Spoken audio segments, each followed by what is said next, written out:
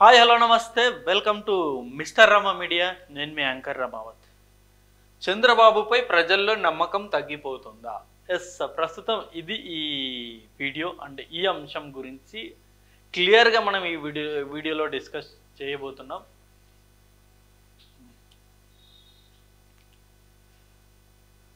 Hi hello నమస్తే welcome to mister Rama media. నేను మీ anchor Ramavath. చంద్రబాబుపై ప్రజల్లో నమ్మకం తగ్గిపోతుందా? ఎస్, ప్రస్తుతం ఈ వీడియోలో నేను డిస్కస్ చేయబోతున్నాను. అండ్ చంద్రబాబు నాయుడు గారు అధికారంలోకి వచ్చి నేటికి ఆల్మోస్ట్ 75 డేస్ కూడా కంప్లీట్ అయిపోయింది, అది అందరికి తెలిసిందే. బట్ ఆయన గెలిచిన తర్వాత చేస్తున్న కొన్ని పనులు ఏవైతే ఉన్నాయో నిజంగా వాటి వల్ల ప్రజల్లో నమ్మకం పోతుంది. ఏదైతే గత 2024 ఎలక్షన్ ముందు చంద్రబాబు నాయుడు గారిని నమ్మి ఖచ్చితంగా ఈ పనులు చేస్తారని చెప్పేసి ఆయన్ని నమ్మి ఇటు టీడీపీ శ్రేణులు, టీడీపీ కార్యకర్తలు, కూటమి సంబంధించిన జనసేన కార్యకర్తలు, జనసేన నాయకులు, బీజేపీ కార్యకర్తలు, బీజేపీ నాయకులు అందరూ కలిసి చంద్రబాబు కోసం భారీగా కష్టపడ్డారు. ఎలాగైనా సరే ప్రస్తుతం ఉన్న ప్రభుత్వాన్ని దించేయాలి, అలాగే చంద్రబాబు నాయుడు గారిని ఖచ్చితంగా గెలిపించాలి అని చెప్పేసి ప్రతి ఒక్కరు కష్టపడ్డారు. చంద్రబాబు నాయుడు గారిని గెలిపించడమే కాదు, గత ప్రభుత్వం చేసిన తప్పులు కూడా ఖచ్చితంగా ప్రతి ఒక్కరు శిక్ష పడాలి అని చెప్పేసి కూడా ప్రతి ఒక్కరు కసిగా తీసుకున్నారు. చంద్రబాబు నాయుడు గారిని గెలిపించారు. గెలిచిన తర్వాత ప్రస్తుతం చంద్రబాబు నాయుడు గారు తీసుకుంటున్న అనేక నిర్ణయాలు నిజంగా సొంత పార్టీ నేతల్లోనే అసంతృప్తిని కలిగిస్తుంది. సొంత పార్టీ నేతలే నిజంగా అసంతృప్తి ప్రకటిస్తున్నారు చంద్రబాబు నాయుడు గారి మీద. ఏ అంశం అనేది ప్రస్తుతం ఈ వీడియోలో డిస్కస్ చేద్దాం. ముందుగా నా ఛానల్ మీరు సబ్స్క్రైబ్ చేయని వాళ్ళు ఎవరైనా ఉంటే తప్పకుండా సబ్స్క్రైబ్ చేసుకోండి. అలాగే ఈ అంశం మీద మీ అభిప్రాయాన్ని కూడా కింద కామెంట్ రూపంలో తెలియజేయండి. ఓకే, ఇక వివరాల్లోకి వెళ్ళిపోదాం. చంద్రబాబు నాయుడు గారి మీద అసంతృప్తి ఎందుకు వచ్చిందంటే, చంద్రబాబు నాయుడు గారి మీద ప్రజలకు ఎందుకు నమ్మకం తగ్గిపోతుందంటే, ఈ 4 అంశాల్లో, ఈ 5 అంశాల్లో ప్రజలు చాలా అసంతృప్తిగా ఉన్నారు ప్రజల మీద, చంద్రబాబు నాయుడు గారి మీద. అందులో ప్రధానమైనది వచ్చేసి స్కామ్ల ఆరోపణలే తప్ప అరెస్టులు లేవు. ఇప్పటి వరకు అనేక స్కాముల మీద ఆరోపణలు అయితే వచ్చాయి, కానీ అందులో ఏ ఒక్కరిని కూడా అరెస్ట్ చేయలేదు ఇంతవరకు చంద్రబాబు నాయుడు గారు. అది ప్రస్తుతం ప్రజల్లో నిజంగా చంద్రబాబు నాయుడు గారి మీద నమ్మకం తగ్గిపోతుంది. అంటే కేవలం ఆరోపణలు మాత్రమే చేస్తున్నారంటే ఇందులో నిజం లేదేమో అన్న ఒక భావన కూడా కలుగుతుంది. అదే ఇటు టీడీపీ కార్యకర్తలు, టీడీపీ అభిమానులు ఎవరైతే ఉన్నారో వాళ్ళైతే నిజంగా ఈ విషయంలో చంద్రబాబు నాయుడు గారి మీద చాలా కోపంగా ఉన్నారు. ఆ గతంలో మమ్మల్ని ఇంత వేధించారు, ఆ గతంలో మీరు అనేక రకాల ఆరోపణలు చేశారు, ఇన్ని ఆరోపణలు చేసినా సరే ఏ ఒక్కటి కూడా మీరు ప్రూవ్ చేయలేకపోతున్నారు, ఏ ఒక్కరిని కూడా మీరు అరెస్ట్ చేయలేకపోతున్నారని చెప్పేసి టీడీపీ శ్రేణులే చంద్రబాబు నాయుడు గారి మీద చాలా కోపంగా ఉన్నారు. అందులో ప్రధానంగా కూటమి ప్రభుత్వం ఏర్పడ్డ తర్వాత అనేక ఆరోపణలు చేసింది. అందులో ప్రధానంగా మద్యంలో 1,00,000 కోట్లు కుంభకోణం చేశారని చెప్పేసి ఆరోపించారు. ఆడుదాం ఆంధ్రాలో 100 కోట్ల పైగా స్కాములు చేశారని చెప్పేసి ఆరోపించారు. ఇసుకలో 1,000 కోట్లు దోచేశారని చెప్పేసి ఆరోపించారు. రేషన్ బియ్యం కుంభకోణం చేశారు అని చెప్పేసి ఆరోపించారు. ఇలా రకరకాలు, ఇది ఒకటే కాదు, చాలా రకాలు, ఎర్రచందనం స్మగ్లింగ్ చేశారనో, గంజాయి సప్లై చేస్తున్నారనో, ఇలా రకరకాలు అనేక ఆరోపణలు చేశారు. బట్ ఏ ఒక్క ఆరోపణలో కూడా ఇంతవరకు ఏ ఒక్కరిని కూడా అరెస్ట్ చేయలేకపోయారు, ఎవరిని అరెస్ట్ చేయలేకపోయారు. ఒకవేళ అరెస్ట్ చేసినా, ఏదో ఒక కేసులో అరెస్ట్ చేసినా వెంటనే వాళ్ళకు బెయిల్ వచ్చేస్తుంది. అంటే ఆధారాలు అనేది అరెస్ట్ చేసేటప్పుడు ఏదైతే సబ్మిట్ చేస్తున్నారో ఆ ఆధారాలు అనేవి అంత పగడ్బందీగా ఉండట్లేదని ఇట్టే మనకు అర్థమైపోతుంది. నిజంగా ఆధారాలు బలంగా ఉంటే ఎందుకు బెయిల్ వస్తుంది? మొన్న రీసెంట్గా రాజీవ్ గారిని అరెస్ట్ చేశారు. సో రాజీవ్ గారిని అరెస్ట్ చేసిన తర్వాత ఏమైంది, ఒక వారం రోజులేమో జైల్లో ఉన్నారు, వెంటనే ఆయన బెయిల్ మీద రిలీజ్ అయిపోయారు. సో ఏదైతే ఈ అగ్రిగోల్డ్ భూములు స్కామ్ చేశారని చెప్పేసి భారీగా ఆరోపణలు చేశారు కదా, ఆరోపణలు చేశారు, కేసు వేశారు, అరెస్ట్ కూడా చేశారు. బట్ అది సిఐడి కోర్టు దాన్ని అంటే జ్యుడిషియల్ కస్టడీని పొడిగించలేదు. సో బెయిల్ వచ్చేసింది. సో ఎందుకు పొడిగించలేదంటే సరైన సాక్ష్యాలు లేవు, బలమైన సాక్ష్యాలు లేవు అని చెప్పేసి అక్కడ మెన్షన్ చేయడం జరిగింది. సో ఇలాంటి స్కాముల్లో కూడా ఇప్పటికీ చంద్రబాబు నాయుడు ప్రభుత్వం, కూటమి ప్రభుత్వం బలమైన ఆధారాలు సబ్మిట్ చేయలేకపోతుంది కోర్టులకి. సో ఈ అంశంలో మాత్రం ఖచ్చితంగా ప్రజలు అసంతృప్తిగానే ఉన్నారు. ఇంతవరకు మద్యం కుంభకోణంలో ఏ ఒక్క అరెస్ట్ చేయలేదు, ఇసుక కుంభకోణంలో ఏ ఒక్క అరెస్టులు లేవు, అలాగే రేషన్ బియ్యం భారీగా తరలించేస్తున్నారు అని చెప్పేసి అనేక ఆరోపణలు చేశారు. ఎక్కడో కాకినాడలో కొన్ని వేల కోట్ల విలువైన బియ్యాన్ని సీజ్ చేశామన్నారు, బట్ దాని మీద కూడా ఎలాంటి అరెస్టులు లేవు. ఇలా అనేక అంశాల మీద ప్రస్తుతం ప్రభుత్వం అనేది ఎలాంటి చర్యలు తీసుకోవట్లేదు. ఒకవేళ చర్యలు తీసుకున్నా సరే వెంటనే బెయిల్ అనేది వచ్చేస్తుంది. సో అఫ్కోర్స్ బెయిల్ అనేది జ్యుడిషియరీ పరిధిలో ఉన్నది, బట్ సరైన సాక్ష్యాధారాలు ఉంటే ఖచ్చితంగా కోర్టు కూడా బెయిల్ అనేది మంజూరు చేయదు. సో ఇలా ఈ అంశంలో మాత్రం నిజంగా అసంతృప్తిగానే ఉన్నారు. ఇటు ప్రజలు అసంతృప్తిగానే ఉన్నారు, అటు పార్టీ శ్రేణులు కూడా చాలా అసంతృప్తిగానే ఉన్నారు. ఫేస్బుక్ పోస్టులను ఫేక్ పోస్టులను అరికట్టలేకపోవడం. టీడీపీ ప్రభుత్వం అధికారంలో లేనప్పుడు గత ప్రభుత్వం అంటే 2019 నుండి 2024 వరకు ఎంత ఘోరంగా ఫేక్ పోస్టులు అనేవి వచ్చాయో ప్రజలందరికీ తెలుసు. సో ఇవాళ వైఎస్ఆర్సీపీ పార్టీ ఇంత ఘోరంగా ఓడిపోవడానికి వన్ ఆఫ్ ది రీజన్ ఈ ఫేక్ పోస్టులే. పర్సనల్గా టార్గెట్ చేస్తూ ముఖ్యంగా టీడీపీ నేతలు అంటే మహిళా నేతలకు సంబంధించిన న్యూడ్ పోస్టులు కూడా ఫేక్ చేసి అప్పట్లో చాలా సర్క్యులేట్ చేసేవారు. సో అవన్నీ ప్రజల్లో నిజంగా ఒక చిరాకును తెప్పించాయి. సో దాని ఫలితమే వైఎస్ఆర్సీపీ పార్టీ కేవలం 11 స్థానాలకు పరిమితం అవ్వడం.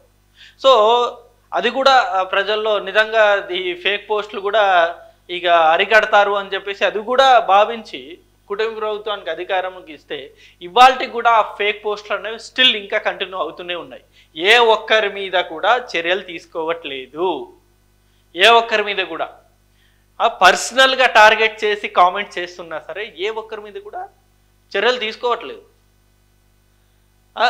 అంతేందుకు ఇప్పుడు ఈ ఫేక్ పోస్ట్లే కాదు, విచ్చలవిడిగా కామెంట్స్ చేస్తున్నా సరే ఆ పరిధి దాటి కామెంట్ చేస్తున్నా సరే వాళ్ళ మీద ఎలాంటి యాక్షన్ అనేది తీసుకోవట్లేదు.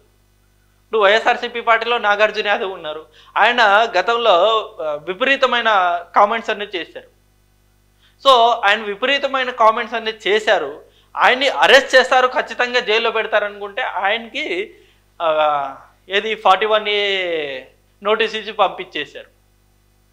సో అప్పుడు తెగ సర్క్యులేట్ అయింది news, yes arrest arrest arrest Nagarjuna arrest Nagarjuna arrest అని చెప్పి. కట్ చేస్తే ఏమైంది, పోలీస్ స్టేషన్లో దర్జాగా ఆయన కూర్చొని 41A నోటీస్ తీసుకొని ఆయన వెళ్ళిపోవడం జరిగింది. ఇలా అనేక మంది నాయకుల మీద అనేక రకాల కేసులు ఉన్నా సరే ఇప్పటికీ ఏ ఒక్కరి మీద చర్యలు తీసుకోలేదు. ముఖ్యంగా ఈ ఫేక్ పోస్టులు ఎవరైతే క్రియేట్ చేస్తున్నారో, ఫేక్ పోస్టులు ఎవరైతే స్ప్రెడ్ చేస్తున్నారో వాళ్ళ మీద ఎలాంటి యాక్షన్ అనేది తీసుకోవట్లేదు. ఒకటి ఇది నిజంగా చెప్పాలి, చంద్రబాబు నాయుడు గారు మీరు కనుక ఫేక్ పోస్టులని అరికట్టకపోతే ఒక ఇంటికి మీరు 10 లక్షలు లబ్ధి చేకూరినా ఖచ్చితంగా మీ కూటమి ప్రభుత్వం 2029లో దారుణంగా ఓడిపోతుంది. రాసి పెట్టుకోండి. మీరు ఎన్ని స్కీమ్స్ అన్నా ఇవ్వండి, మీరు ఎన్ని రకాలుగా మీరు ప్రజలకి అభివృద్ధి చేసిన కంపెనీస్ తీసుకొచ్చిన 10 లక్షల కోట్లు పెట్టుబడులు ఆంధ్రాకి తీసుకొచ్చినా సరే ఈ ఫేక్ పోస్టులని మీరు అరికట్టకపోతే ఖచ్చితంగా కూటమి ప్రభుత్వం 2029లో ఓడిపోతుంది. ఇది రాసి పెట్టుకోండి. అంత భయంకరంగా ఫేక్ పోస్టులు అనేవి ఇప్పుడు ప్రభావితం చేస్తున్నాయి. అది నిజమా కాదా అని తెలుసుకోవడానికి 5 ఏళ్ళు ఖచ్చితంగా టైం పడుతుంది ప్రజలకి. ఒక ఫేక్ పోస్ట్ ఏముంది, స్ప్రెడ్ చేసేస్తారు. అది నిజమా కాదా అని తెలుసుకోవడానికి ప్రజలకు అంత టైం ఎక్కడ ఉంటుంది, అదే నిజమని నమ్ముకుంటారు.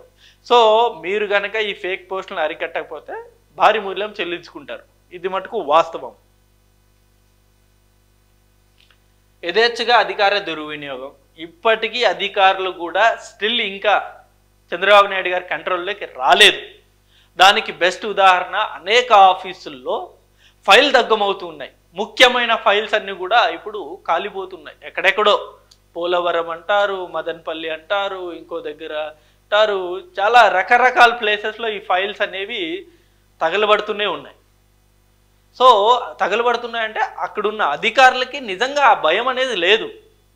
మమ్మల్ని ఏం చేసుకుంటారులే అని చెప్పేసి నిజంగా అక్కడున్న నాయకుల ప్రభావమో లేకపోతే వాళ్ళే నిజంగా భయపడి, అంటే మేము ఈ పేపర్లు కనుక బయటకు వెళ్తే మేము ఎక్కడ ఇరుక్కుంటామనో భయమో ఏమో కానీ మొత్తానికి ఆ ఫైళ్ళన్నీ కూడా తగలబెట్టేస్తున్నారు. సో వాళ్ళకి ఆ భయం అనేది ఆ భయం అనేది లేదు. అంటే ఆఫీసుల్లో కూడా ఇప్పటికీ యథేచ్ఛగా ఏదైతే పాతకాల ధోరణి కొనసాగుతుందో అదే కొనసాగుతుంది. కూటమి ప్రభుత్వం వచ్చిన తర్వాత వాళ్ళలో ఏ మార్పు అనేది కనపడడం లేదు. సో ఇది కూడా ఒక రకంగా చంద్రబాబు నాయుడు గారిని నిజంగా ప్రజలు కొంచెం అసంతృప్తి చూపించే సంఘటన ఇది. బాబు గారు ఇప్పటికీ చెప్తుంటారు 1995 బాబుని మీరు చూస్తారు అని చెప్పేసి. బట్ చూస్తారు అని చెప్పడమే కానీ ఆయన ఇంతవరకు చూపించే పరిస్థితి ఎక్కడా కనబడడం లేదు. సో వాళ్ళు కూడా వెయిట్ చేస్తున్నారు నిజంగా 1995 బాబు గారిని చూడాలని చెప్పేసి. బట్ ఆయన ఎక్కడే కానీ చూపెట్టడం లేదు, జస్ట్ మాటల వరకే పరిమితం అవుతున్నారు. ఆగని అమ్మాయిలపై లైంగిక దాడులు, ఇది ఎంత దారుణమైన పరిస్థితిలో ఉందంటే ఇవాళ ఎక్కడో ఒక దగ్గర ఎవరో ఒకరు ఆ అమ్మాయిల్ని టార్గెట్ చేస్తూ ఆ చిన్న పిల్లల్ని కూడా వదలకుండా ఇవాళ లైంగిక దాడికి పాల్పడుతున్నారు. నిజంగా ఇది అరికట్టాలి. ఎంత ఘోరంగా ఉందంటే సిచ్యువేషన్, రోజుకొక ఇన్సిడెంట్ జరుగుతుంది ఆంధ్రాలో, రోజుకొక ఇన్సిడెంట్. దీన్ని కనుక అరికట్టకపోతే భారీ మూల్యం చెల్లించుకుంటారు. ఎందుకంటే లా అండ్ ఆర్డర్ని కంట్రోల్లో చేస్తారు అని చెప్పేసి ప్రజలు నమ్మి కూటమి ప్రభుత్వాన్ని అధికారంలో కూర్చోబెట్టారు. సో అలా నమ్మిన ప్రజలకి మీరు లా అండ్ ఆర్డర్ని కంట్రోల్ చేయకపోతే అది పూర్తి వైఫల్యం కూటమి ప్రభుత్వందే కదా. మహిళలకు భద్రత అనేది కల్పించకపోతే కూటమి ప్రభుత్వం ఫెయిల్యూర్ అయినట్టే కదా. అందులోనూ ఒక మహిళా హోంమంత్రిగా ఉంది ఆంధ్ర రాష్ట్రానికి, అందులోనూ అనిత గారు అంటే మోస్ట్ పవర్ఫుల్ లేడీ. సో ఆమె హోంమంత్రిగా ఉన్న ఆంధ్ర రాష్ట్రంలో ఇంకా ఎక్కడో ఒక దగ్గర రోజు అమ్మాయిల మీద లైంగిక దాడులు అనేవి జరుగుతూనే ఉన్నాయి. అంటే ప్రజల్లో ఆ భయం అనేది ఇంకా క్రియేట్ అవ్వలేదు. మేము ఈ అమ్మాయిల మీద ఏమన్నా దాడి చేస్తే మాకు ప్రభుత్వ ఫలానా శిక్ష విధిస్తుందని ఆ భయం అనేది క్రియేట్ అవ్వట్లేదు ఇంకా. సో ఈ అంశం కూడా బాబు గారిని కొంచెం ఇబ్బంది పెట్టే అంశమే. హామీలు ఎప్పుడు అమలు అవుతాయో తెలియని పరిస్థితి. ఇవన్నీ ఒక ఎత్తు అయితే ఇప్పుడు హామీలు అనేవి కూడా అనేక రకాల హామీలు ఇచ్చున్నారు, అనేక రకాల స్కీమ్స్ ప్రకటించున్నారు, సూపర్ 6 అని చెప్పారు. అందులో ఇంకా కొన్ని నెరవేర్చారు, ఇంకా చాలా మటుకు పెండింగ్లోనే ఉన్నాయి. అందులో ఫ్రీ బస్ ఎప్పుడు ఇస్తారో తెలియని పరిస్థితి, తల్లికి వందనం ఎప్పుడు ఇస్తారో తెలియని పరిస్థితి, ప్రతి మహిళకి 1500 ఎప్పుడు ఇస్తారో తెలియని పరిస్థితి, రైతులకు ఎప్పుడు సకాలంలో సహకారం అందుతుందో, రైతు భరోసా వస్తుందో తెలియని పరిస్థితి. ఇలా అనేక హామీలు కూడా ఇంకా స్టిల్ పెండింగ్లోనే ఉన్నాయి. అవన్నీ అమలు చేయాలి, ఎప్పుడు అమలు చేస్తారో తెలియని పరిస్థితి. ఓవైపు వైఎస్ఆర్సీపీ పార్టీ నాయకులు దీని మీద రకరకాల కామెంట్స్ అనేది చేస్తున్నారు. ఇంక్లూడింగ్ జగన్ గారు కూడా ఇదే ఎప్పుడు కామెంట్ చేస్తుంటారు. నేను కనుక ఉంటే ఖచ్చితంగా ఈ పార్టీకి మీకు అమ్మఒడి వచ్చి ఉండేది, రైతు భరోసా డబ్బులు వచ్చిండేవి, అన్నీ వచ్చి ఉండేవి. బట్ బాబు గారు ఏం చేయట్లేదని చెప్పేసి ఇప్పటికీ స్టిల్ జగన్ గారు కామెంట్స్ చేస్తూనే ఉంటారు. సో ప్రజల్లో కూడా ఇదే ప్రధానంగా డౌట్ ఉంది, నిజంగా ఈ స్కీమ్స్ అన్ని ఇంప్లిమెంట్ చేస్తారా అని చెప్పేసి. సో వీటిని ఖచ్చితంగా ఈ స్కీమ్స్ మీద ఉన్న డౌట్ని క్లారిఫై చేయాల్సింది కూడా చంద్రబాబు నాయుడు గారే. సో ఇవన్నీ కూడా ప్రజల్లో చంద్రబాబు నాయుడు గారి మీద కొంచెం అసంతృప్తిని కలిగిస్తుంది ఈ అంశాలు. ఆయన ఖచ్చితంగా వీటి అన్నిటి మీద ఫోకస్ అనేది పెట్టాలి. సో వీటి మీద ఫోకస్ పెట్టకుండా ఆయన ఏం చేసినా సరే ఖచ్చితంగా ప్రజలంతా విశ్వసించరు. సో ఇది వీడియో అండ్ ఈ అంశం మీద మీ అభిప్రాయాన్ని ఖచ్చితంగా కింద కామెంట్ రూపంలో తెలియజేయండి. Thank you for watching this video. Thank you.